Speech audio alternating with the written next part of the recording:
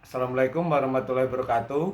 Perkenalkan, nama saya Heri Ramadan dari kelompok 4 yang beranggotakan Jamil Dafa, Angelika, Bunga, dan Candika. Di sini akan menjelaskan tentang sedikit PT Sampurna Agro Tbk dan PT Bantul International Investama Tbk. Baik, PT Sampurna Agro Tbk yaitu bergerak dalam bidang usaha perkebunan kelapa sawit dan karet, pabrik minyak inti sawit, produksi benih kelapa sawit, pemanfaatan hasil hutan, bukan kayu atau sagu, kehutanan dan lainnya. Sedangkan untuk PT Bantul International Investama Tbk bergerak dalam bidang manufaktur, pemasaran, dan distribusi rokok.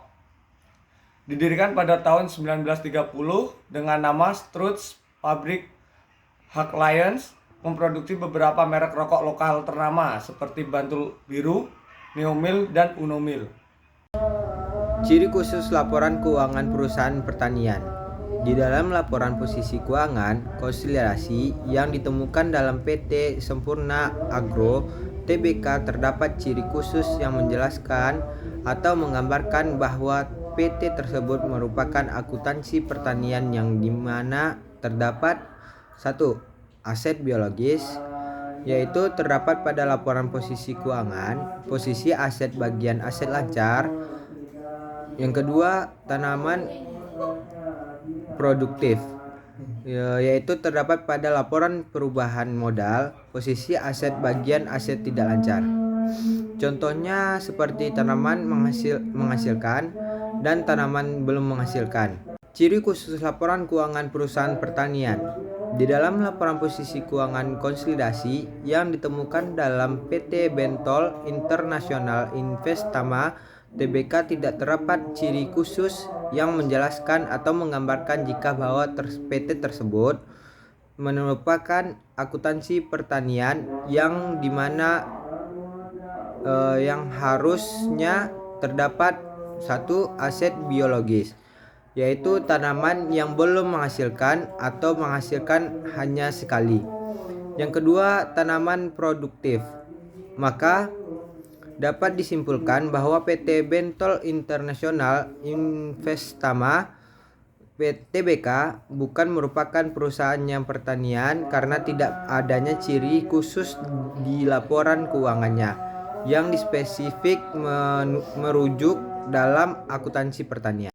Kebijakan akuntansi PT Sampurna Tbk. Kebijakan akuntansi terhadap aktivitas keuangan yang merupakan ciri khusus sebagai perusahaan pertanian PT Sampurna Agro dapat diterangkan melalui beberapa aspek sebagai berikut. Yang pertama yaitu laporan arus kas. Laporan arus kas merupakan dari bagian laporan keuangan yang menjelaskan sumber penggunaan dan perubahan dan setara kas dalam selama satu periode. Yang kedua yaitu neraca. Neraca adalah bagian dari laporan keuangan yang menjelaskan posisi aset, kewajiban, dan ekuitas suatu perusahaan pada suatu tanggal. Yang ketiga yaitu pengakuan pendapatan. Kebijakan akuntansi mengatur cara pengakuan pendapatan, termasuk pendapatan langsung dan pendapatan tidak langsung. Yang keempat yaitu pengakuan belanja. Kebijakan akuntansi mengatur pengakuan belanja, termasuk belanja langsung dan belanja tidak langsung. Yang kelima yaitu prinsip-prinsip penyusunan laporan keuangan. Kebijakan akuntansi mengatur prinsip-prinsip yang harus dipatuhi dalam penyusunan laporan keuangan seperti prinsip pengakuan pendapatan, prinsip pengakuan belanja, dan prinsip pengakuan kewajiban. Yang terakhir yaitu informasi tambahan. Kebijakan akuntansi juga mengatur informasi tambahan yang dapat berpengaruh terhadap laporan keuangan seperti informasi tentang tanggal jatuh tempo aset dan kewajiban. Sini saya akan menjelaskan tentang kebijakan akuntansi PT Bantul International Investama Tbk, yaitu kebijakan akuntansinya terhadap aktivitas keuangan yang merupakan ciri khusus sebagai perusahaan pertanian dapat diterangkan melalui beberapa aspek. Yang pertama, adoption of ISAK atau International Financial Reporting Standard, dan PSAK atau Peraturan Standar Akuntansi Keuangan. Perusahaan mengadopsi standar akuntansi keuangan internasional dan lokal sesuai dengan kebijakan akuntansi perusahaan. Kemudian yang kedua ada perubahan anggaran dasar, yaitu anggaran dasar perubahan telah mengalami beberapa beberapa kali perubahan. Yang ketiga, kebijakan akuntansi grup, yaitu dalam penerapan kebijakan akuntansi grup yang meliputi entitas induk, anak, dan subsidiari. Diperhatikan untuk memastikan laporan keuangan entitas anak sesuai dengan kebijakan akuntansi perusahaan. Kemudian yang keempat ada restrukturisasi entitas pengendali, yaitu perusahaan telah melakukan restrukturisasi entitas sepengendalian dengan entitas anak lainnya dalam grup yang bertindak sebagai produsen rokok untuk melakukan fungsi distribusi atas produk-produk rokok yang diproduksi oleh grup. Kemudian yang terakhir, yang kelima, yaitu kebijakan akuntansi terhadap aktivitas keuangan. Yang dimaksudkan adalah perusahaan bergerak dalam bidang perdagangan umum, industri dan jasa, kecuali jasa di bidang hukum dan pajak. Dengan kebijakan akuntansi terhadap aktivitas keuangan, perusahaan dapat memastikan pengelolaan keuangan yang transparan, akurat, dan efisien.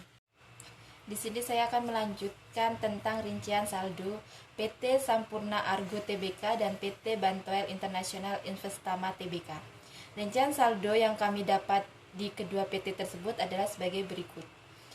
Mengungkapkan rincian saldo aset biologis dalam laporan keuangan menggunakan perlakuan akuntansi agrikultur berdasarkan PSAK 69.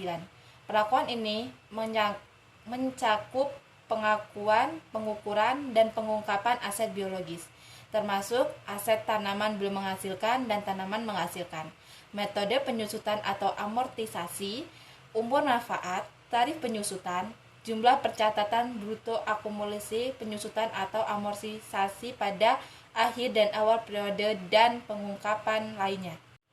Dan ada juga kesimpulan dari dua perusahaan tersebut.